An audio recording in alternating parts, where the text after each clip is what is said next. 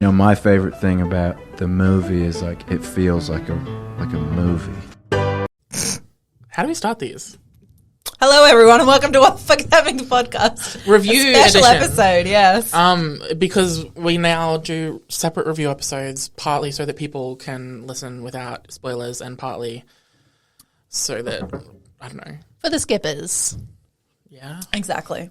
The skippers? Just for fun, so we have extra content. Aye, Captain. So welcome. I'm Nick. I'm Maddie. I'm Chelsea. We have Chelsea as a special Did guest we press today. record? We pressed record. Yes. Okay, so we 'cause just I'm always a tagging couple. along. Yeah, sorry, I was going to finish that by saying because you came and saw the movie with us, but then Nicholas interrupted me. Well, actually, I was going to say because we value your opinion. Oh. And she was going to be because you came to the movie with us. So we had to. Yeah. So we a couple hours ago got finished watching Black Panther: Wakanda Forever. I think we all had. Oh wait, can pause it for a sec. Yeah. Is it easy to like? Well, it's too late now. I may as well just say it and cut it out. Yeah. Are you okay to talk about it? Oh, yeah. It's okay if I feel we don't like have to review it if you're going to get emotional. No, it's totally fine. If I start to cry live on the pod, then you're welcome. Use it for monetary. Yeah. Okay. Exactly. Okay. No, it's fine. So I'll just leave that in and spoiler alert, Maddie cried. A lot. Super validly. It's a very sad movie. Very much. So we reviewed Black Panther. We didn't review it. We saw it. We saw Black Panther: Wakanda Forever, the sequel to Black Panther, directed by Ryan Coogler, by Marvel Studios, starring an ensemble cast. Popped off with this film. They did. Can I just say before we say anything else, two things. Well, okay, my one Major absolute spoilers. gag about this movie is that Julia Louis-Dreyfus was in it. I know, that shocked me They when kept she came that a on very screen. good secret. They really did. Yeah, when she came on screen, I was like, what? This Okay. bitch? I will. I think I know who you're talking about, but I'm just going to double check. Valentina Val. She was Martin Freeman's wife. Whoops, spoiler. She was this is a spoiler review. Yeah. She was introduced in Falcon and the Winter Soldier. no. Yeah. She was no. She was she? There was like a post-credit scene for on the finale. Or was it Black Widow? What came first? Oh, it might have been Black Widow. Either it Black was Widow or with Falcon and the Yelena. Winter Soldier. She was introduced. She was in both of them. She was also in. Was she in? No, she wasn't in. Hawkeye, was she? I don't think so. But anyway, she's going to be in Thunderbolts to making the Marvel Suicide Squad. Yeah, and surprise, shock, she's in this movie as one of the, villains. Side character villains. I don't know. I just love her, and I think this character's really good. And I want her to be in everything. She was pretty iconic. I want her Yeah, to be she was the great. kind of mean, kind of evil Nick Fury. Genuinely as well, when she was like, there's some things I want to apologize for about our marriage, I was like, what the fuck? Yeah. Had me shook to my core. Gonna come over and hop on that Peloton. Iconic. Very iconic. Yeah. Anyway, so that's the one. I needed to get that out of the way because I was So fair. gagged that she was in it. Goose So being fair. gagged. Let's all say quick general, whether we liked it or not, just so we're all on the same page. I really loved it. I loved it. Yeah, loved it. Yeah. Bye! No notes. That's it. That's our review. Go see it. Goodbye. Yeah. It's Literally, Chelsea and I were in the car. We were like, what did we not like? And we couldn't come up with a single thing. So, I only yeah. didn't like one thing. what was it? Do you want me to say it or do we wait? No, say it. Keep No, just the say it. viewers and listeners on the edge. Uh, Well, I will say it's harder to review movies that you like yeah. Yeah. because there's less to say that's controversial. Like with Don't Worry, Darling, Yeah. it was basically just 20 minutes of Maddie and I stumbling over words trying to express the way that we loved it, but also it has some Hated major it. issues. Yeah. With this one, it's just we loved it. No notes, yeah. No, okay. So the thing, One note. the one note that I have about this movie that I didn't like Ow. completely ruins the movie. The MCU is broken. Hashtag go woke, go broke. I'm just kidding. Is that half the characters pronounced his name Namor and half of them pronounced it Namor. Interesting. I didn't even notice. That's fair. I didn't notice either. But I'm not going to lie, half the time I was like, I don't know what they're saying, and I didn't want to tell you guys because Nicholas had made such a big deal about for the film. Yeah, I'm not going to lie. All of my actual complaints have to do with the cinema, not the Yeah. movie. Yeah. Can I just... My fucking ass Oh, I've been shuffling in so those seats. fucking bad on those seats. Fair. Did you feel me going? Yeah. I mean, a little I was bit. like leaning but- forward. I leaning kept back. yeah, and I kept scooching forward, scooching back, scooching forward, scooching back. See, Those my seats are so shoes. bad. Maybe we should have gone 4D. So it's boss. But 2 hours and 40 minutes of 4D might have been over. Overwhelming. Jesus. Can you imagine if we'd added crying the and we're extra? all Yeah. throwing up at the same time. Literally added that extra dimension to that level And of with a emotion. movie this emotional, you Right. actually feel the trauma. Yeah. Exactly. Fuck me. I felt it enough. The that thing like jabs you in the back as she gets stabbed. Oh, Yeah. Jesus. Fuck me. We have to experience it now. yeah. By the way, we saw Scream. It's an Yeah. actual normal podcast, but we saw Scream 2021. I don't even know. Yeah, that 2022? seems about right. I think in 2021. Recently. No, I think it was 2022. Jesus. Yeah, we saw that in 4D, and literally we did feel the knives hitting us in the back. Yeah, it was- iconic. It was an experience. was I experience. had fun. By the So way, did I. you know what I've noticed? Tangent.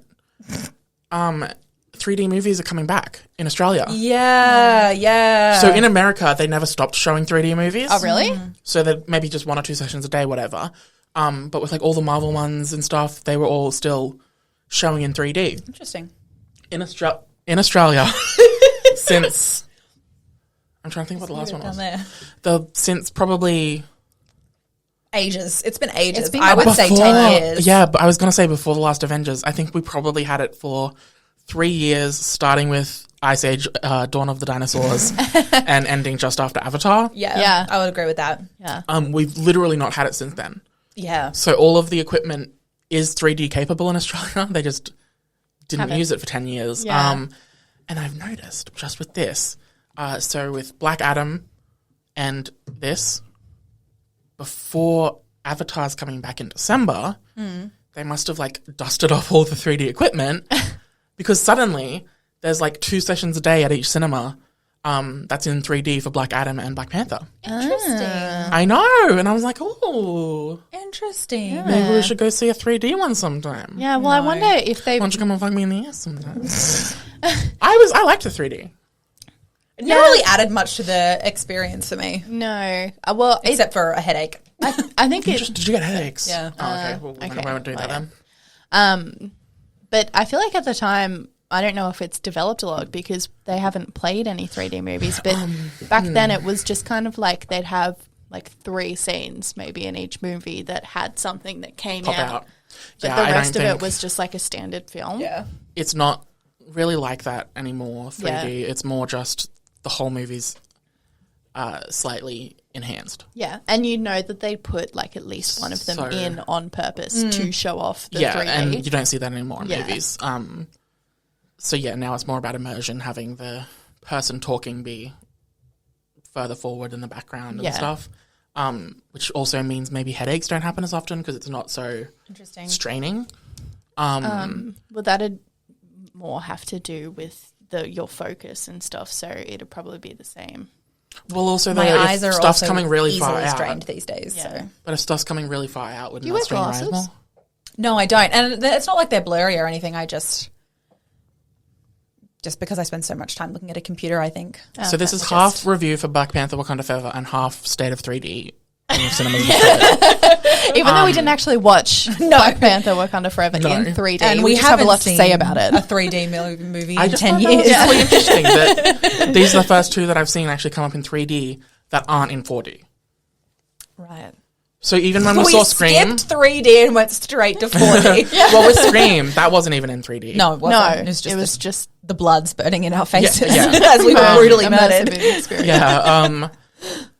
So I find that interesting, and this is all because of fucking James Cameron. So James Yeah. Cameron's pushing Fuckface. for, I think, 48 frames a second instead of 24, and 3D as well. So he's basically made Avatar to be witnessed in 3D. So Rude.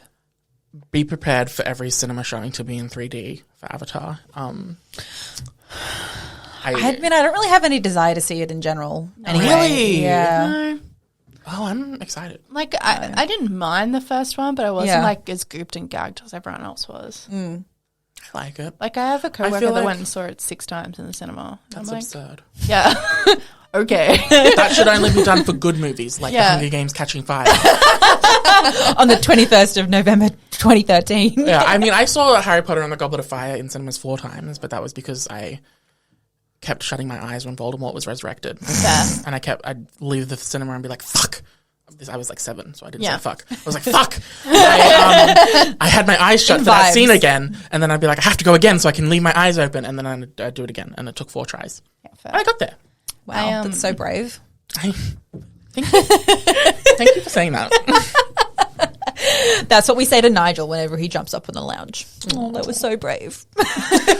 Yeah, I don't know. I don't think I'm like actually excited to see Avatar the movie. I'm more excited about the fact that it's actually releasing. Yeah. After It's been 13 so years. long. Yeah. It was meant to come out like literally 10 years ago. Yeah. Anyway, Like, I can appreciate it visually. It's just the plot was speaking of visuals, Black Panther Wakanda Forever. Yeah, yes. let's circle back stunning around. visually. Beyond gorgeous. Yeah. Beyond. Probably Amazing. in the top 3 best looking MCU movies, I would agree with that. if not the best. I would say that the cinematography absolutely improved from the first one. Oh, yeah. Yes. Yeah. Although the cinematography in the first one was still It was quite good, but it wasn't anything But it to wasn't- yeah. write home about. No. What would be the other ones? If you're saying top 3, what would your other top 3 be? I would say Eternals. That's fair. I always forget Despite about the that fact movie that the because it wasn't movie very is bland. good. Yeah. Yeah. The visuals themselves, because really Chloe true. Zhao basically They were very impressive. only shot on real sets. Yeah. She actually like went out into Scotland and shit to film instead of Yeah. doing it in green screen. And then I would also probably say Thor Ragnarok, Interesting. because the actual visuals, Yeah. Yeah. No, the visuals the concepts were very so bright and in ways cartoony in a really satisfying way that other Interesting. MCU movies hadn't been to that point. And then in Thor Ragnarok, they kind of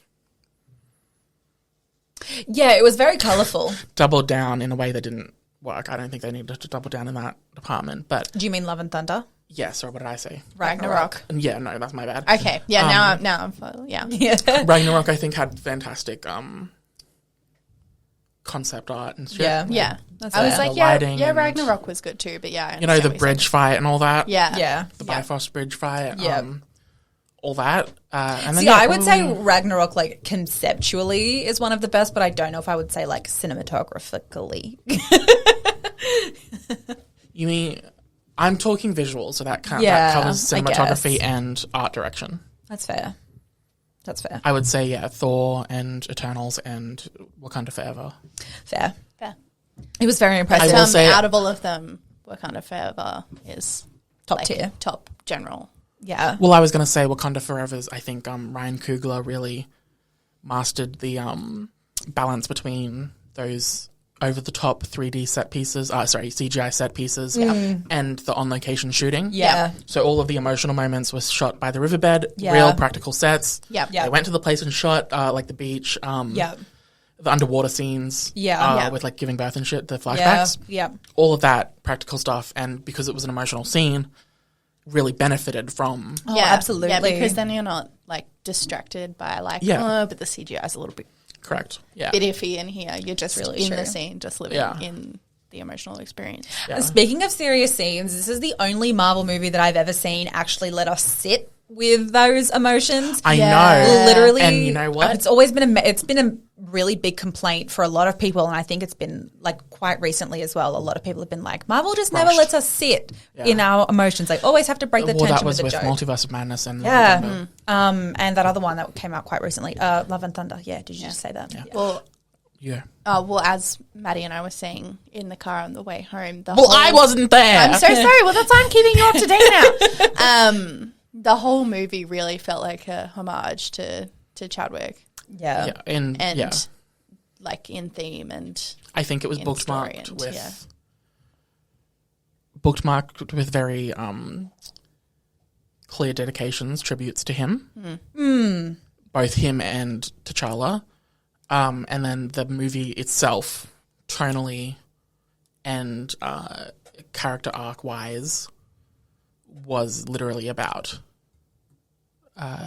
Grief. Yeah. grief Yeah, it had and moving on and stuff. which obviously lends itself to real life. Yeah. Yeah. I said to Chelsea, it felt almost like a transition movie, but that didn't mean that doesn't mean that it was bad or that it's like a fluff movie that's just there to fill in the pieces. But it felt like one of those movies, like it was really taking the characters and the MCU onwards in a different... It was drastically different. While still drastically different. being very respectful. Yeah. Too. Yeah. So, despite Chloe Zhao trying to do something different with Eternals and Taika Waititi trying to do something with Love and Thunder and Sam Raimi trying to do something with Multiverse of Madness, ironically, it was the most understated Phase 4 movie, Wakanda Forever. That was the most drastically different to absolutely. the MCU classics, right? Absolutely. Yeah. I said to Chelsea, though, it almost felt like an MCU classic. Not necessarily. It had the same level of genuine enjoyment that you used to get from watching. You know how a lot of times these days when you watch an MCU movie, it's like, oh, okay, just another piece in the puzzle. It ends and you're like, okay, that was fun. Yeah, exactly. But this one, it was like, that was really it's good. not ending, and I'm happy that it's not ending. I'm happy to sit here and consume what they're giving us because it's so good. Yeah. Right? Yeah, a lot of the other ones, absolutely. it's like, oh my God. I gotta go what pee. are they? There's still 40 minutes of this movie. What are they going to bring out now? Yeah, of course. Another final battle. Of course, it has to be bigger than the last one. I really enjoyed the combat and all of that. The action as well. was The really action. good. And I think the three act structure was so perfectly done that pacing wasn't an issue. No. Length, shockingly, was not an issue. I know. I said to Chelsea, I'm the first one to complain about length. Literally but listen honestly, to any episode of this podcast. Maddie and I will be complaining about a movie that's an hour and 50 minutes long. Literally. The issues that they have with length is either they've drawn something out too much or they incorporate too many different elements that it's just like, okay, well, it should have ended here and you're just still bringing stuff in. But everything was, very well paced. Completely. I agree. And I think they went in depth enough for us to sit with the emotions and to really be exploring the characters, but not so much that I was like, okay, move on, you know? Yeah. And I think it had a full... I don't know how to phrase this. In a way, it had a political... Yeah, no, it did. Scope.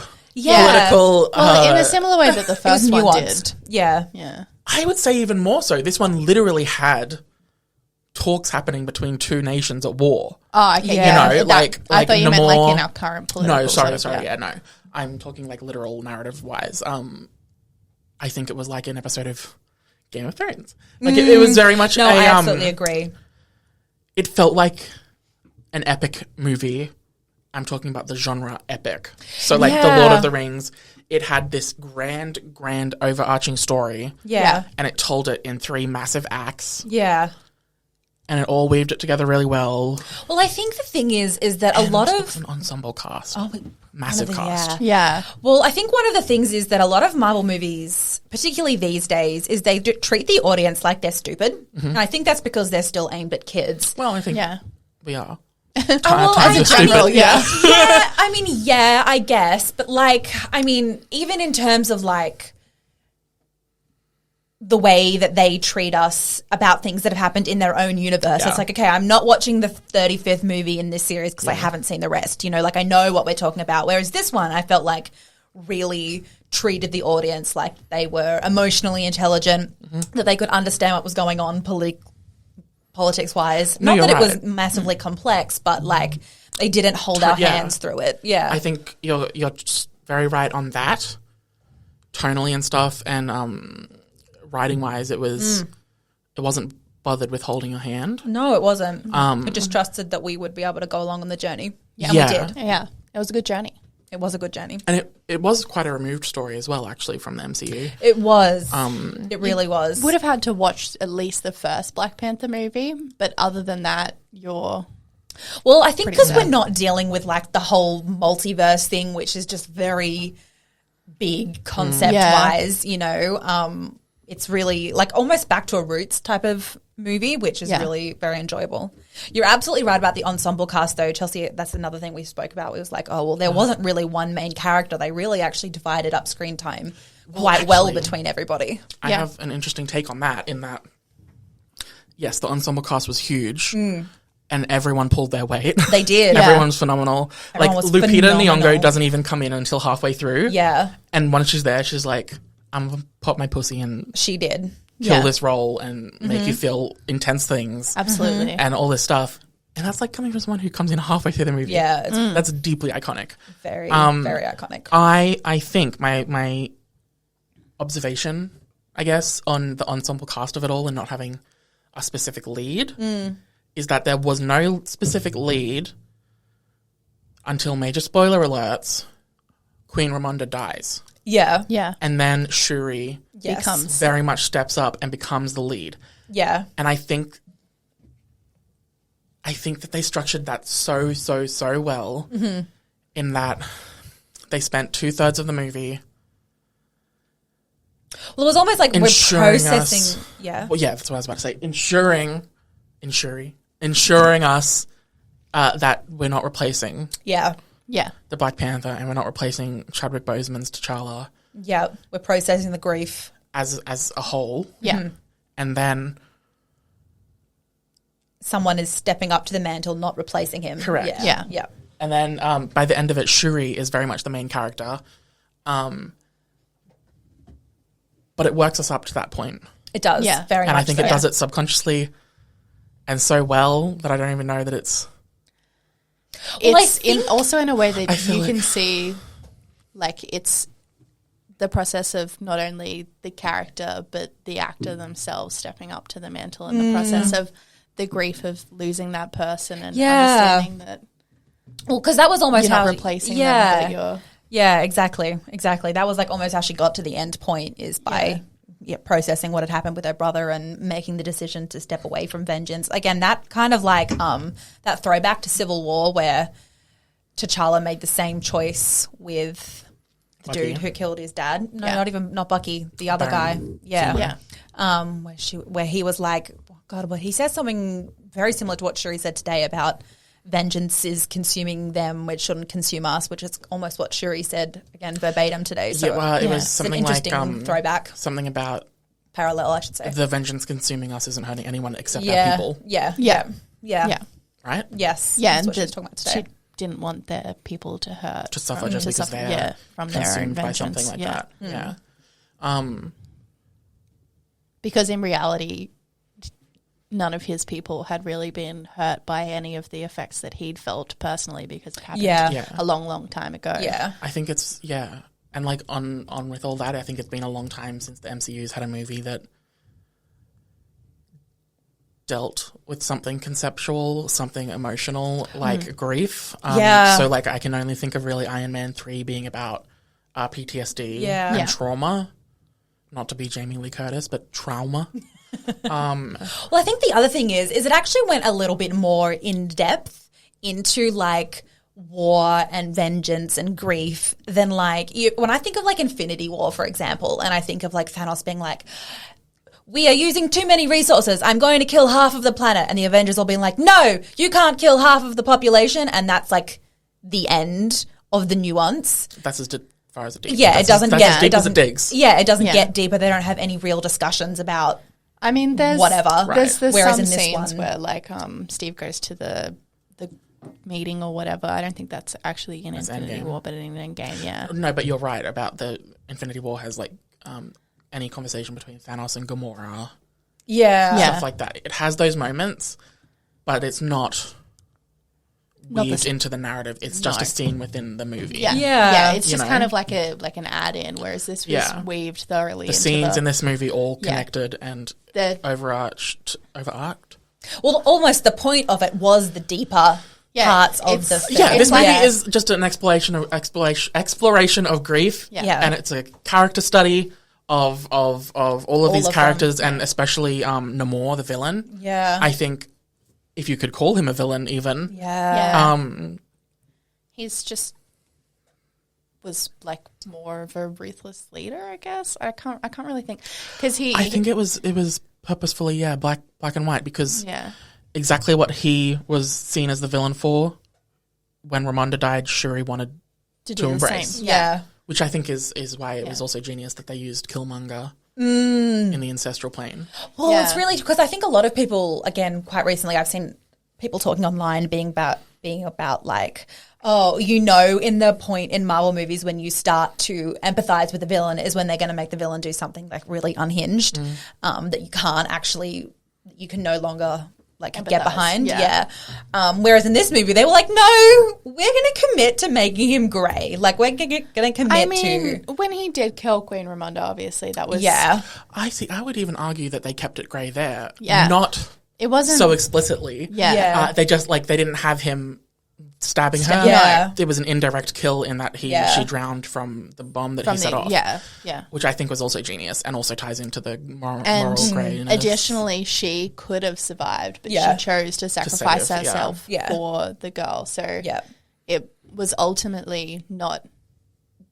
He didn't do the act. Also beautiful visually. He with her dress in the water. Yeah. He didn't do the act of killing her, and she sacrificed herself to save someone else. Yeah, that's what I was trying to say. Actively, he wasn't actively the one that stuck the knife in. No. Yeah. Oof. Ironically, he does then stick a spear through Shuri. But she's fine. She brought that on herself. Yeah. I don't know. I was one of the naysayers who was like, with the amount of production trouble this movie's had, Oh yeah. I just don't have confidence that it's going to be Oh, absolutely. great. Absolutely. And I'm happy to say that I was wrong, and I apologize. No, it was very. I honestly would put this in like top 3 Marvel movies ever for me. I agree. Yeah. And that had me gooped and gagged in the cinema. The movie finished, and I went to myself, I think that's in my top 3 Marvel movies. Yeah. I was like, I was not expecting that when I came in. No, I was here for the characters, but from the past couple of this phase, I didn't have high hopes for the plot or anything. I was like, okay, it'll probably be good cinematography, good characters, but the rest of it, meh. Yeah. But no, phenomenal. Loved it. And I will say, Phenomenal. even just from a technical standpoint, it had, for me, far better pacing than the first Black Panther. Yeah. That's fair. I still, to this day, think that the first Black Panther is great, but it has a pacing issue. I think it lulls in the third quarter. I mean, so many Marvel movies did through that whole period. So that wasn't like this one I think is actually probably got more action than the first one. Do you think? I do think. If Interesting. you think about, it starts with the funeral and then it's an action scene. Yeah. I mean, I guess And then it from probably there just it's pretty because it was consistent. quite, because it was so long and so evenly like spread out. It didn't feel like we were being overwhelmed with action all the time, which is what often happens in Marvel movies. There was a good balance between a lot of different things. Yeah, there was. It still had light moments. And even the action scenes had a point. Exactly. There wasn't just action for the sake of action. Yeah, the scene on the bridge. Sorry, not that is vague. The scene earlier on in the bridge in when Shuri gets kidnapped. Baltimore, Boston. When they're running in Boston. from and you FBI, whatever. I think that they'd used the action scene as a storytelling device about Okoye and her not being able to protect Shuri. Yeah. And stuff like that. I think none of it was frivolous. No, I would agree. Which is all why you don't feel like anything could be cut and why it's okay for it to be so long. Which is and that's why it doesn't feel as long as it is. No, everything had a purpose. Yeah. And everything felt fleshed out and grand.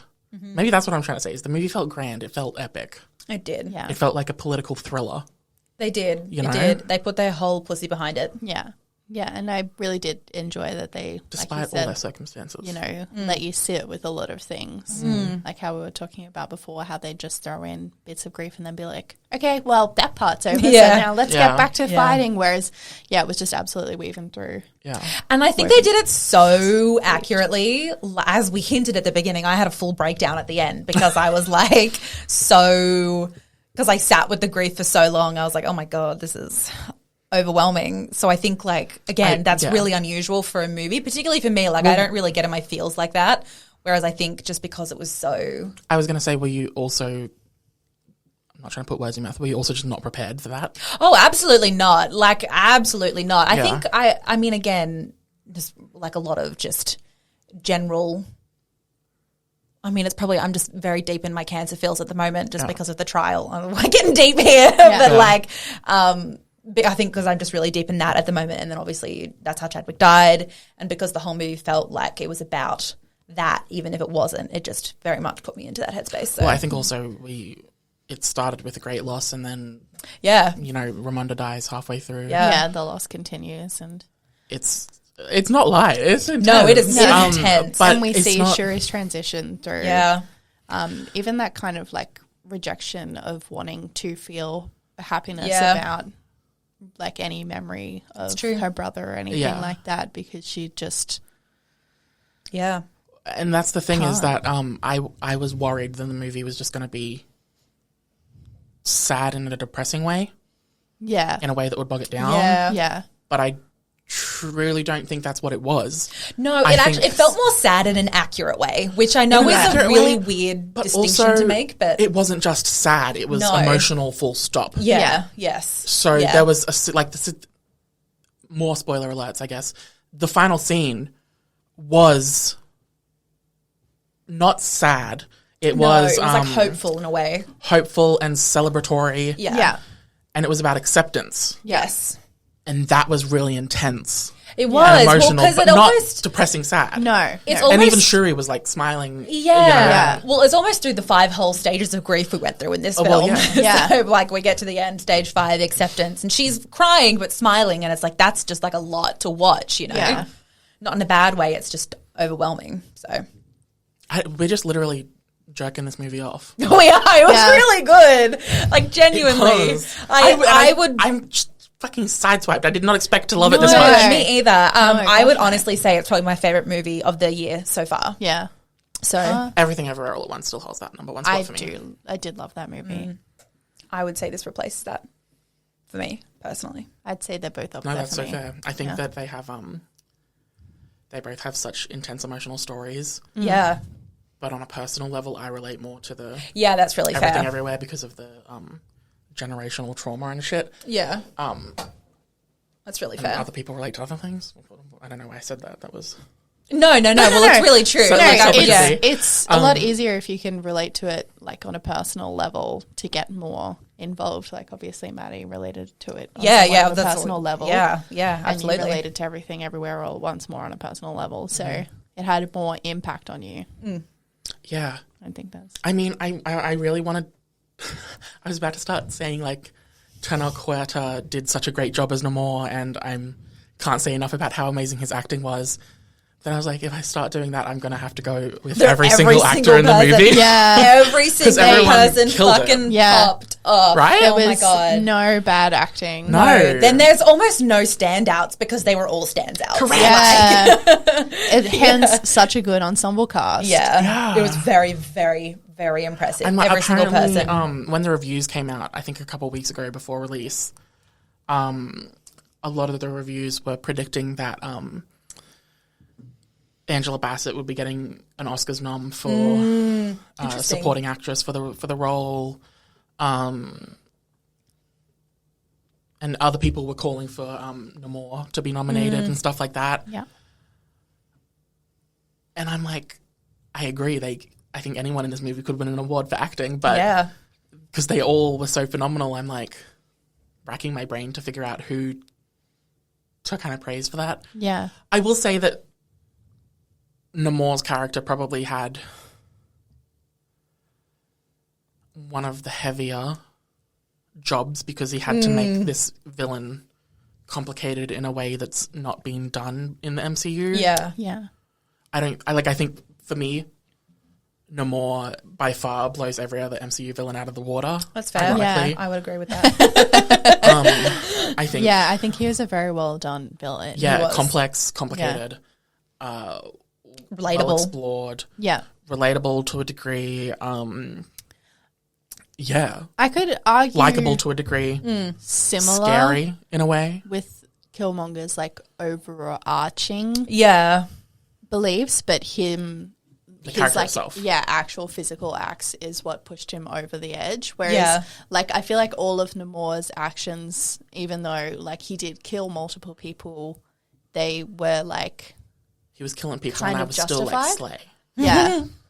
Well, I know. Yeah, you know what I mean. Yeah. Like it's It's just not- kind of like casualties in war sort of thing. Well, yeah, He wasn't it felt going much out of his more way or like, anything yeah, like that. It's not all right, but it's okay. Yeah. yeah. It's not It all wasn't right, like- but you can see where he was coming from in order to protect his people. It's understandable. Yeah. Yeah, it wasn't like he was murdering people. It was he like wasn't it was going war. Yeah. out of his way to be offensive. He Yeah. maintained a mainly I think that just defensive resonated. position, but he just took on the offensive to attempt to intimidate. Yeah. I think Maddie just said it's not personal, it's war. Yeah. And I think that that's like kind of the thesis of the movie is that even if it's an emotional war within yourself, like war, Shuri has this conflict in her her head about We're so deep.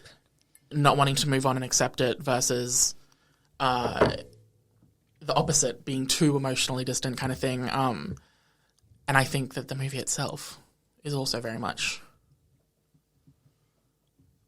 It's not The soundscape also, just to keep talking about the amazing things, the soundscape of this film was very, very good. Loved it. Very impressive. The soundtrack, so good. Even the moments when there was really intense emotional moments and they had no music, it's like, wow, Yeah. not a lot of The movies sound just design let was you sit fantastic. with it. Yeah. Yeah. What was that one at the end? Yeah. There was one closer to the end where they took the sound out. And they just had like a breeze sort of sound. I think that was They did it actually several times throughout the film. But was when the it Queen Shuri? died? Yeah, they did it. I think they did it then. Shuri on the beach, I think they also did it then. yeah. Yeah, they did it a couple of times. Have to rewatch. I figured out what I was trying to say about the war stuff is that even though they're trying to prevent a war and they are at war with each other, I think even more so it's about Namor's character being at war with the surface world Yeah. without the surface world even knowing because of the circumstances of his culture. Yeah. Yeah. I don't know. I thought that's the flashback scenes and stuff with him. Well, And I think the thing is that he was saying stuff. He was like, they just want vibranium. They'll do whatever they have to do to get it, blah, blah, blah. And I think the reason why we could all be like, yeah, he's right, is because we all know he is right. Yeah. Like the Factual, movie Because of opened the with them opening trying scene. to invade Wakanda to get vibranium. And then as it went on, obviously exploring the whole colonizer situation. So it's like everything that he's saying is absolutely correct. Yeah. Even when Martin Freeman's like, imagine if the US was the only country in the world that had vibranium and what we do with it. And she was like, yeah, I dream about it. It's like the movie only very much reinforced that all of his points were correct. So yeah, it's well, like, didn't he said something along the lines of, like it wouldn't be the first time that they've enslaved us for our resources. yeah, kind of thing. yeah. And I was like, ooh, tea spilled. Yeah. Yeah, it's really true. I think the final thing to say is that they were very respectful of the Chadwick Boseman situation. I felt like, so going into it, I was really worried that they milk were, it? but milk it, but also treat it. Like, I think they kind of go two different ways when actors die in a series. Chelsea and I were talking about this. They either just brush over it and pretend it didn't happen, or they take advantage of it and like very disrespectfully milk it for all it's worth. Whereas this one, it did feel very much like a because I Like a send-off. enjoy that they didn't like CGI him in it anyway or anything literally, like that. literally. I thought they about only that so much. did like that montage of clips in which he Had actually, acted, which yeah. felt more like a homage than trying to CGI him in and put words in his mouth, I suppose. And Well, even towards the end, I started being like, oh, are they going to do even like a voiceover or something? Yeah. With, like, because they can do that now, but they didn't do anything. They just I don't think they used his voice at all, did they? no, they didn't. They didn't. And I think that was respectful. Yeah, no, I totally agree. It was very respectful. I just got like chills thinking about that. If they had used his voice, I think it would have been so uncomfortable. yeah. Oh, I know, absolutely, absolutely. I think It's like what they did with Carrie Fisher in the last Star Wars movie. It's like, Yeah. ugh, this is Yeah. uncomfortable. No, I agree. At least Yeah. she gave them permission for that, but still, Yeah, Yeah. as a viewer, it was uncomfortable. yeah, Yeah. Yeah, I don't know. I just did not expect to love this movie as much as I did. And I'm like, all the new characters, Dominique Thorne's, Riri Williams. Iron Man, Well, her name in the comics is Ironheart. iconic. I loved her. Yeah. I loved Namor and his cronies.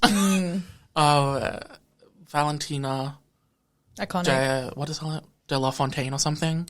I have I no continue idea. to stand Julia Louis-Dreyfus. Martin Freeman, still Winston iconic. Duke is still up there in my number one celebrity crushes. I don't know who that is. That's Mbaku. Baku. Fair, so fair. He was iconic in this Yeah. film. Not to He get was like good. graphic, but there's one scene in Us. Have you seen that? You have? Yeah. It's the Jordan Peele. Yeah, I know what it is, but I just haven't seen okay. it. Yeah. There's one scene in that near the beginning where he's like lying in bed in boxers. That's like the hottest thing I've ever seen. But Also, the fashion in this movie. I never talk during movies. I can't remember what it was. I think it was in the throne room near the beginning.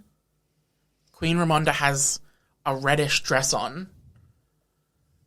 And I was shook by how stunning it was. And I nearly grabbed Maddie's arm and went, oh my God.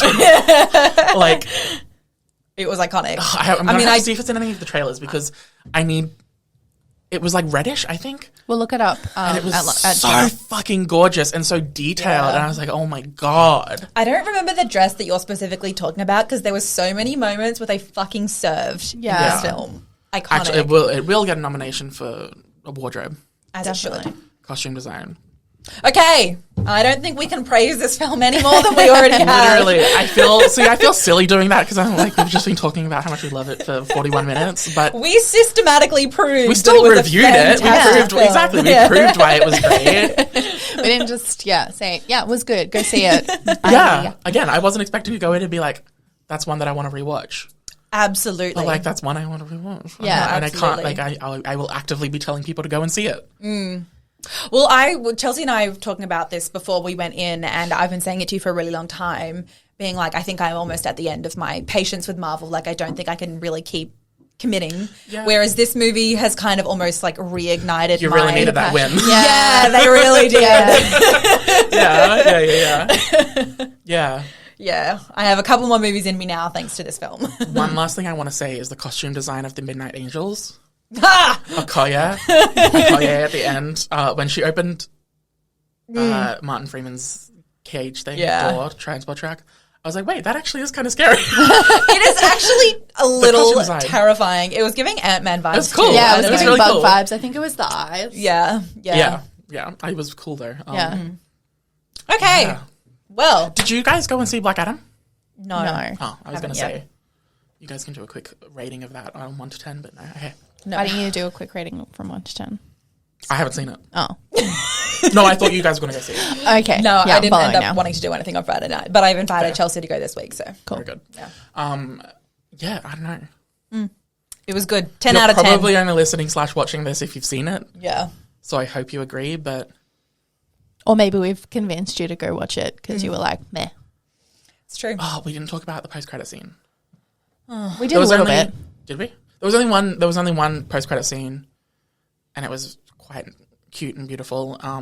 Low key emotional. Yeah. And I think Marvel also was smart to put it in the post-credit scene, mid-credit scene, because it was like this movie, this piece of art was to get the audience and the characters from through grief and to acceptance, and they did. And then the post-credit scene was kind of like a tease, but a respectful one. Well, I I don't know said to how to, like, Chelsea, phrase it was almost like they could give us a new T'Challa without replacing the old T'Challa. Yeah. Like it that's- wasn't like just a straight up recasting. It was like we're transitioning to a new phase. Yeah. Also, I was And we also went through that like journey of acceptance with Yeah, Shuri. exactly. Without that additional, like she still came to that on her own terms. And then that extra was just a little light of hope at the end of the tunnel. very that, but also, can I say when Angela Bassett's Queen Ramonda said to what's Lupita Nyong'o's character's name? Nikita. Nakia. Said to her, it hasn't been the same since you left us 6 years ago. I know. And I was like, oh my, I forgot that the blip happened I know. for 5 years. So she left for the blip, and then they came back from the blip. They got 1 year with T'Challa, and then he died. Yeah. right? No, And then it's been another year. No, because this was 6 years, so we were only, we only had like 2 minutes of the movie that was at that year before, right when he died, and then it was one whole that would year have been not later. long after So that was that. only 5 years. Yeah. Wow. So I have no idea where this was supposed to be in the timeline. If it was supposed to be immediately after they were blipped back, and T'Challa just immediately died, like, and then a year later. yeah. I have no idea. And also, that's me assuming she left right at the beginning of the blip. Yeah. She might have left a year into the blip, whatever. Yeah. But that's how good this movie was separately from the MCU, is that when they mentioned the blip, I was like, oh my God. That's right. You know? Yeah. It's really true. Also, I like how they're telling Phase 4 so slow. So slow. That we're now caught up to the 5 years. Interesting. Nearly. Interesting. It was like they got blipped in like 2018 to 2023. We're like nearly at 2023 now. Yeah. So we're nearly back up to date again. Smart. Which is interesting. That is interesting. That's all. Yeah. Okay. And Phase 4 is over. Thank God. Oh, Fucking well, they finally. went out with a bang at least. They did, yeah. Very Phase good. 5 starts with Ant-Man, which I'm personally excited for. I love the Ant-Man series. Do you? I do, yeah. Because I feel like the popular consensus is that it's on the lower tier. Oh, no, I think it's I pretty good. quite enjoy it. Yeah. I just Well, now we've had this. It's like, oh, it's we're just going to like, go back to this how many rubbish. times are they going to go to the quantum realm? Yeah, fair. That's my only thing. I liked Ant-Man. I liked Ant-Man and the Wasp. It's just like I want them to do something different, but I understand that the quantum realm is like integral to their story. I think it's integral to the MCU's story for this saga, because He Who Remains in Loki is a variant of Kang the Conqueror, who's the actual big bad of phases 4, 5, and 6. And he's the villain of Ant-Man and the Wasp: Quantumania. So basically, I believe, if my intel is correct, that he was basically, he has a ship that can go through time and space throughout the multiverse, and then he gets trapped in the quantum realm, and it was Michelle Pfeiffer's character like helping him, and then she figured out his true motives and left him there. Interesting. Fair. So now I'm they're assuming going he back escapes to- somehow Yeah. in this movie, and then that's how he ends up conquering the multiverse later on. Interesting. Makes sense. But Also, did you know in the comics, one of the variants of Kang the Conqueror is Reed Richards, Mr. Fantastic's kid? oh, Iconic. okay. I thought you were just going to say it was just Mr. Fantastic. Anyway, Decided not to conquer. Cute. I'm done for real now. Okay. Cute. Thank you very much for listening to What the Fuck is Happening, the podcast. Go watch the movie. Go Bye. watch the movie. Bye.